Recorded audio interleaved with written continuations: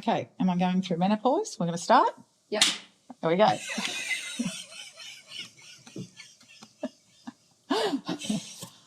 This is serious. Good morning. Good morning. Hello, everyone. We're such pros in our studio. You know, every day is different, and sometimes we just don't know what's coming. I love the new list of instructions that we have coming down. Yeah, it's all in the world of cinema and cinematography and podcasting. There's a lot of things that have to come together to make us look so professional. Well, do you know, it's actually really funny, going completely off topic, but on that topic, I was watching a documentary on AI the other night, and they were talking about like the young generation versus us, and the younger generation were talking about how they literally, they come out of the womb knowing how to use stuff. Knowing how to use stuff, and we're still sitting here with, what was that? Hang on. Did I plug it in? Is there a YouTube video of instructions? Yeah, nothing wrong with that at all. Oh, dear. All right, back to it now that we've clapped. Yes. Okay, all good. The topic for today is one that we have done before, but you can never seem to cover the amount of information in it that needs to. So we're going back over it because we've got new questions and new things to talk about. And it's the classic question that most women ask, am I going through menopause? Yes. But before we get on to the nitty-gritty, we have a question came in from last week's podcast that we did. Yes, it did. And a couple of things to acknowledge as well, because I just jumped straight in and forgot about the See, this is what happens when we don't read our scripts. We don't read our scripts. It clearly says talk about. It's all right. Right, we're going to talk about September. All right. So we are in September, and we have aligned with the amazing charity called September to help donate and raise money towards women's mental health. Yes, so that's women who are going through PCOS, endo, menopause, lots of different mental health syndromes. And you can look further on what they do with the liptemberfoundation.com, I think it is. Yes. So you can have a look online. So all women are encouraged to wear a bold lipstick. I'm wearing a bold coloured lipstick today. Mine's not as bold. I didn't get the memo. And Nature's Help will be giving away $1 for every valid order towards the charity at the end of the month. So get shopping, ladies, and know that you're actually going to be doing your part. Absolutely. Helping towards and we're also giving away a lip gloss with every order that comes in. So a vegan, just so anybody asks, a vegan lip balm. A vegan lip balm. So we're not only, giving stuff to charity, but we're also giving stuff to you for shopping with us. The next topic, just to stay on point, where else the producer will get up me. Yeah. She says funny moments. So I actually do have something to contribute here. Oh, you just added that in, didn't you? So my funny moment was for my birthday, because as all our listeners know, I turned. Is that still going? It's still today is officially my last day of the birthday month. We'll let you get because it's the 31st of August. So my birthday was on the 3rd, and my brother flew over from Canada, and my son also came away for the weekend. And the amount of times that I stood like literally looking directly at my son, whose name is Josh, my brother's name is Henry, and I'm looking square on at my son going, Henry, and my son's looking back at me going, Mum, it's Josh.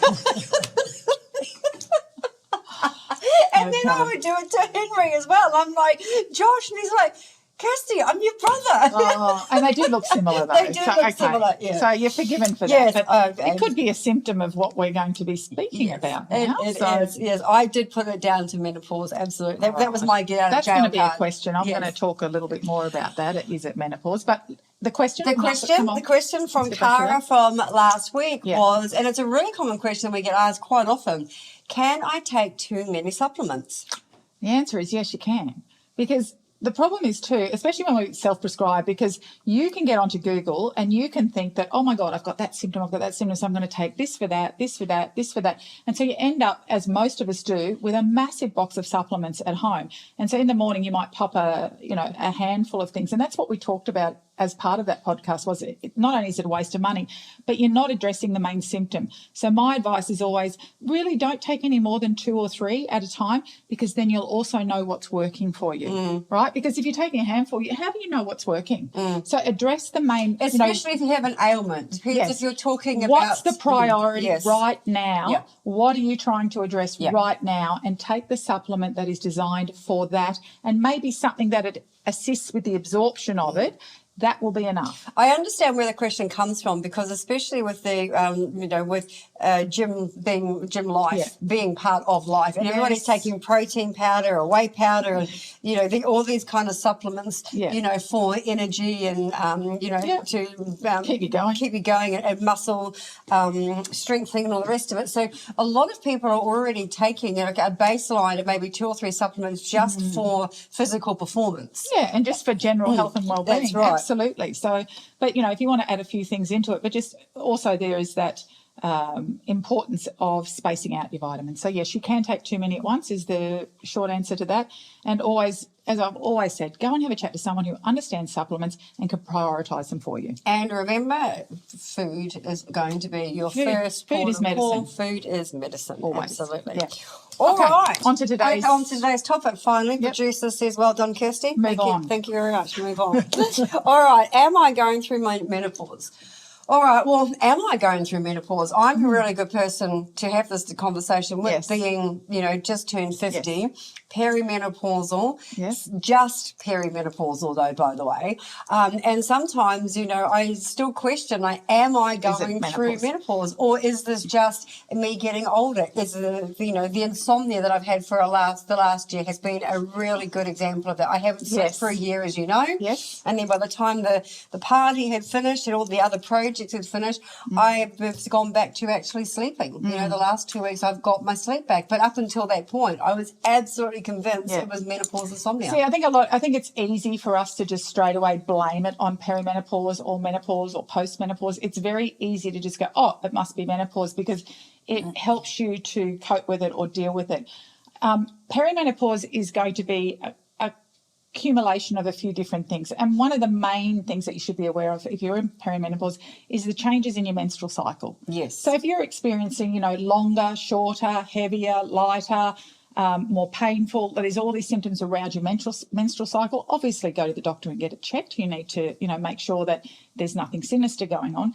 But that's usually one of the key indicators that you might be in perimenopause. But do you have to be experiencing irregular periods? Not always, but mostly. Okay, mostly. And as I said, it'll be in combination with some other things. So you might be a little bit forgetful. You might get names mixed up, right? Your sleep may be disturbed. So, yes, normally there are a few indicators, and a lot of women do just put it down to lifestyle and go, well, I'm busy, the kids are off at uni, I'm looking after my elderly parents, I'm running a business, I'm still at work, the dog has to be walked, I have to put a healthy meal on the table. So there's a lot of stuff still going on for women in that age bracket. We talk about midlife crisis for men, but, women are going through a massive change, and yet we think we're going to get to menopause and have a rest. It doesn't really work like that. Well, I've got another fun fact. Okay. That menopause actually only lasts for 1 day. Yes, when you finally get there after perimenopause, so, that can last for a few years. Yes. But that 1 year sort of leading up where really all those symptoms do come together, it's like a perfect storm of symptoms where you are definitely in perimenopause. Yes. And then what happens? Then you stop having a period for a period of 12 months. 12 months, yes. That's right. That's menopause. Yeah, 1 day. But 1 day, and then once you've passed that 12 month, that 1 day period, yes, you're now in postmenopause. Postmenopause. So, yeah, where the symptoms can continue, yes, and the symptoms can be very similar to obviously without the menstrual issues, because that would have ceased. But you can go on to experience symptoms for, quite a long time. And I've heard of women in their 70s and 80s. We've just had some women actually on our Facebook thread pages towards that I'm 70 and still experiencing hot flushes. Like, that's insane. I certainly don't want to be that age and going through, postmenopause. There's other things I want to be doing with my life, and not that. All right. So does every woman go through menopause? Well, the short answer is yes. Every woman goes through menopause. We all transition into it. It's how you transition through it. So some women, and I have friends, absolutely nothing, always had very light menstrual cycle a whole life. It just stopped, didn't even notice, went, oh, okay, must be menopause. didn't even notice till she had a blood test, no symptoms, nothing, and has just cruised on through. Do you know that that's actually only 10% of the population? Yeah, well, 10 I think is high. It's a lot. Yeah.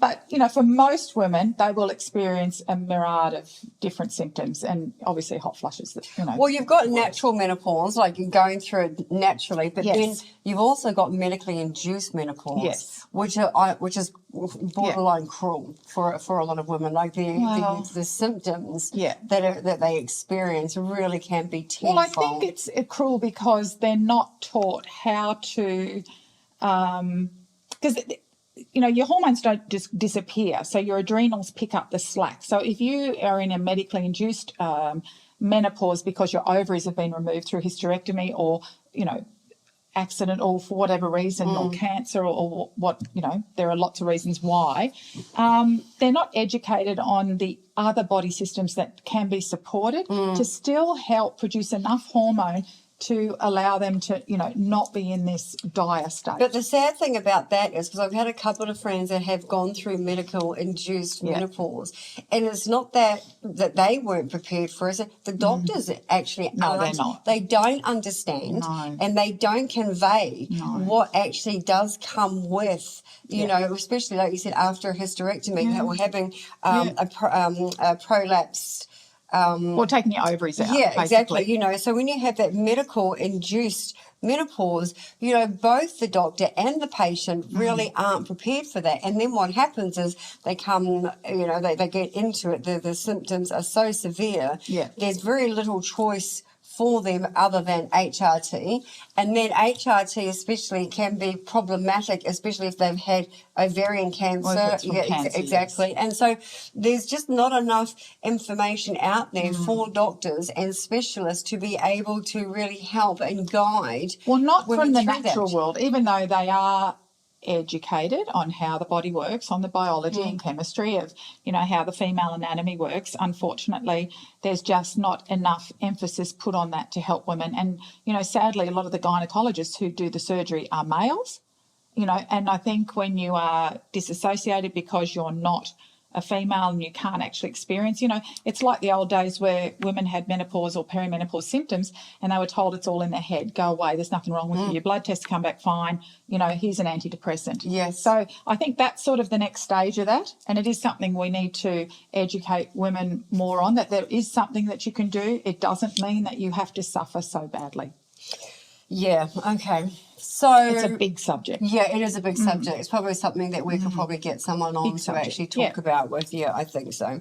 Okay, we know this because we deal with this every day, but for women that are listening to our podcast for the first time, probably unaware, what are the most common symptoms that women experience? I think the most common ones that we get all the time, obviously hot flushes is right up there, weight gain. You know, menopause weight gain is just all that middle weight gain is, you know, the one that suddenly appears here, that spare tyre that you have that pops over your pants.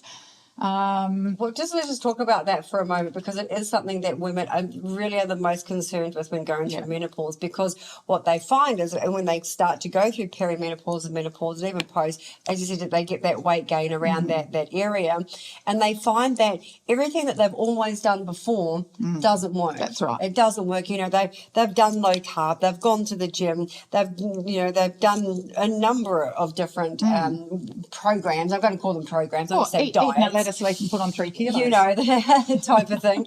And then so they find all the things that they have done for 20 years all of a sudden aren't working. And we had this conversation once, and you had some really good insights on that, like why it doesn't work anymore. I think firstly, we need to get to a point, ladies, where we're at peace that we're not the same anymore. We are not 20 anymore, and our bodies don't work like they did when they were 20. You know, evolution and aging is something, you know, we're designed to have kids while we're younger, while we have the energy, stamina, resilience to raise, you know, active, healthy children. And our menopause years, we're designed to slow down, to appreciate life, to travel, to do all the things that you haven't had time because your life's been so freaking busy. So for the first thing I like to teach women is, you know, accept who you are and accept that you are this brilliant age and that you've made it this far, okay? Because that is a frigging privilege in itself. I say frigging a lot today. Anyway, But yeah, because it bothers me that women, expect the same results by doing the same things, and that's the definition of insanity. So we're not going to get to that. We need to have a look at our bodies. How are they changing? Metabolism has changed, and we need to change our lifestyle according to that.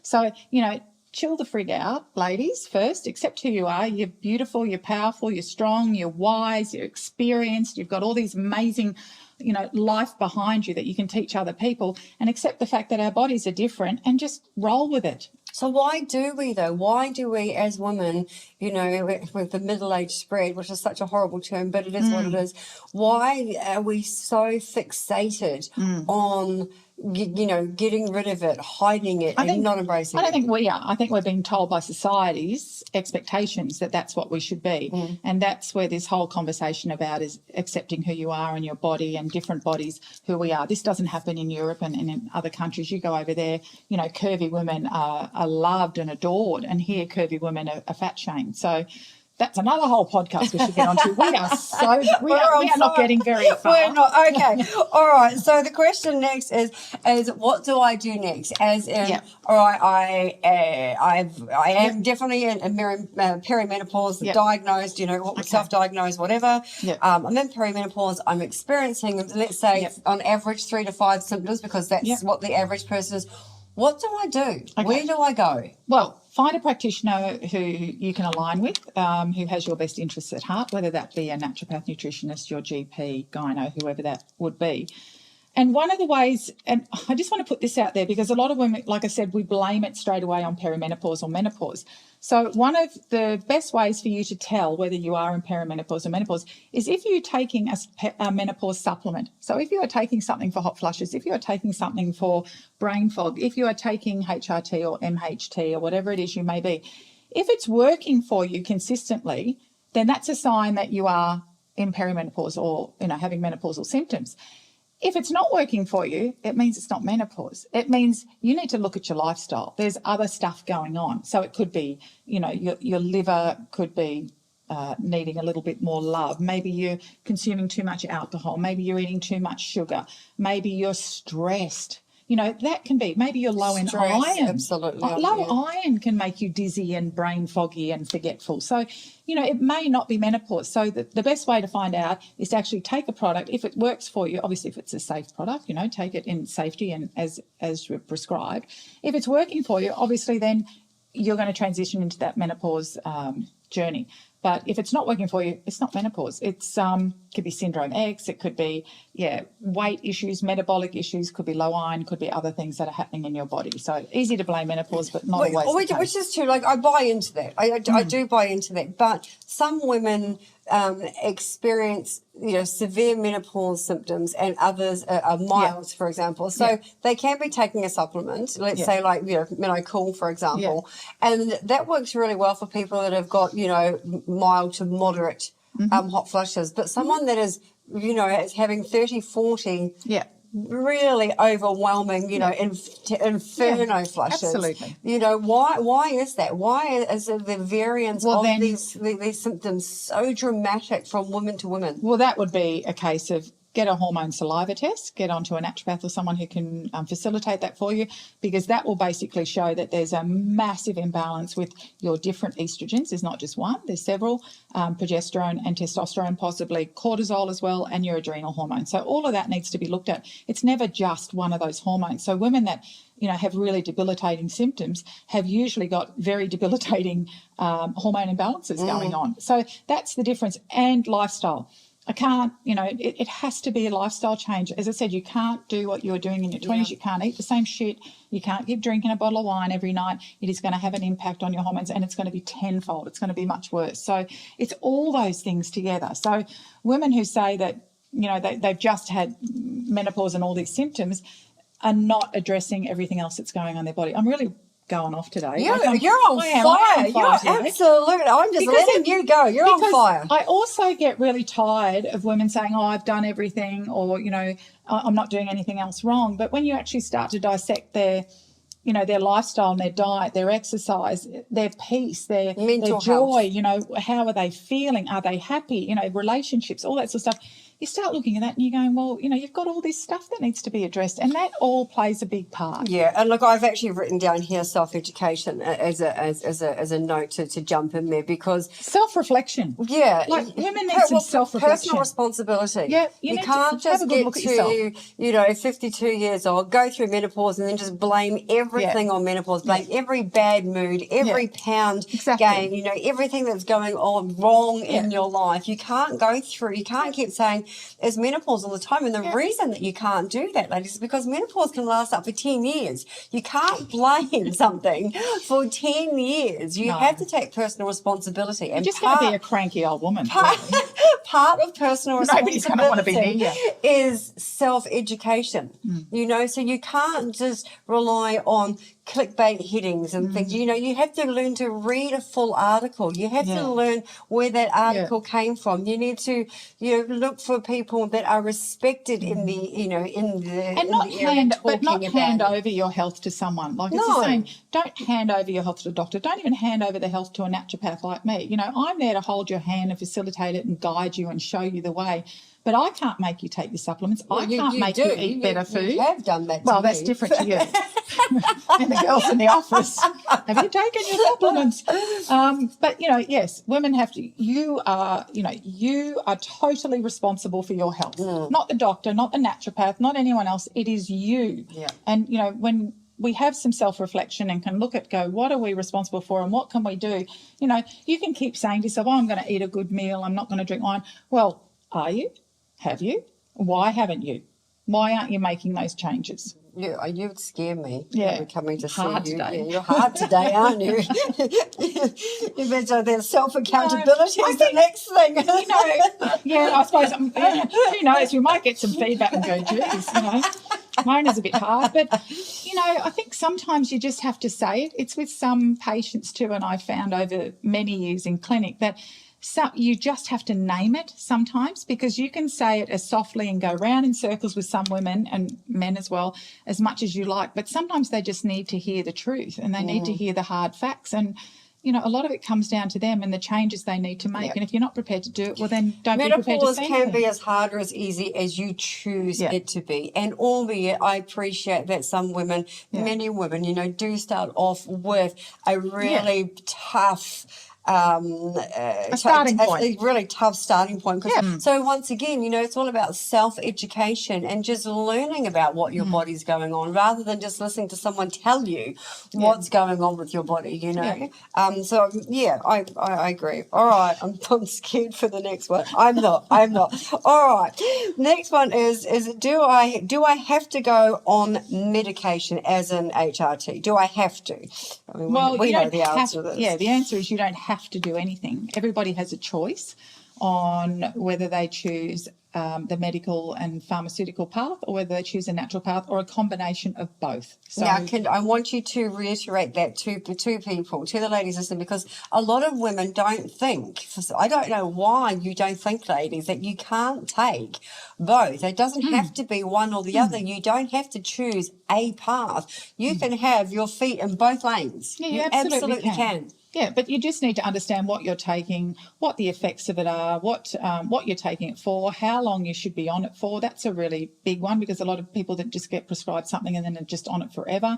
You need to monitor your symptoms and when you can come off things, especially if it's a pharmaceutical medication.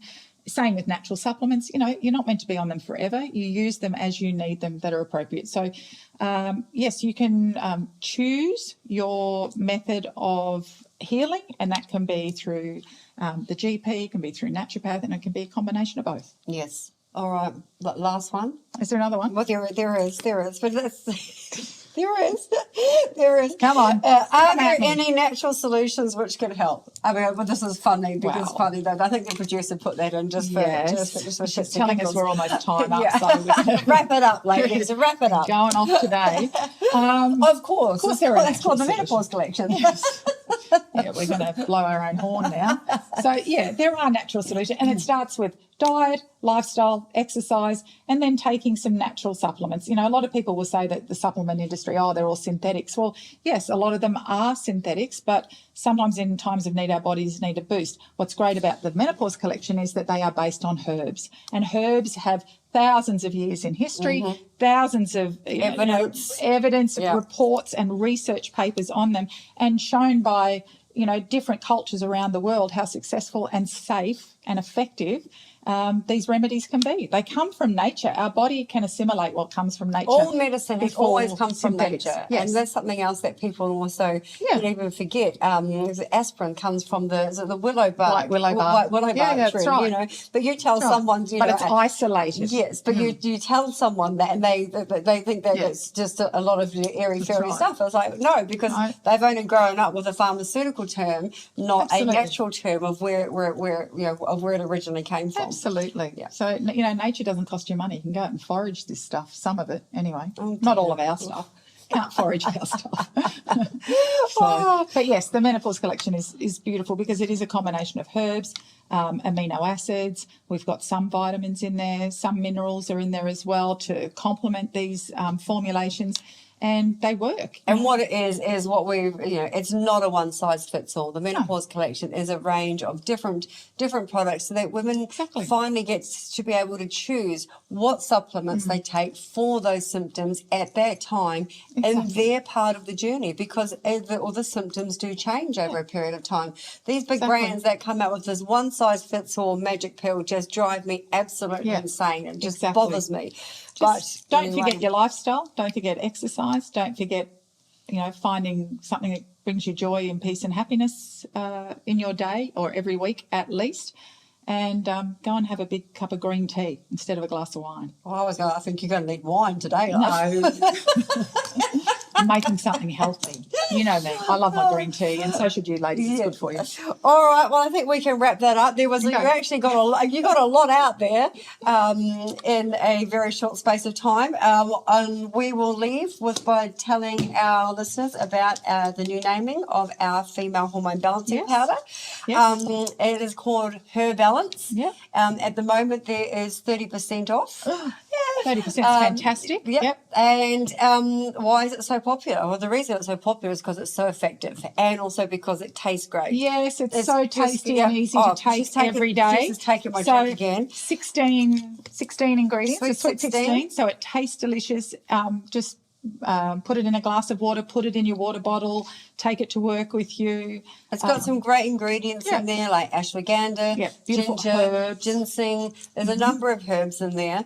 And like I said, it tastes great, not like those horrible green tasting dirty powders out there on the Exactly. And it works on different body systems, so it helps with liver, thyroid, digestion, neurological nervous system as well with the ashwagandha, which is beautiful. Most women love that and know exactly what it does for you. Just calm the frig down. So good place to start. I'm going to go make you some today. All right, that's it. That's it from us. All right. See you, everyone. See you in a couple of weeks. Till next time. Bye.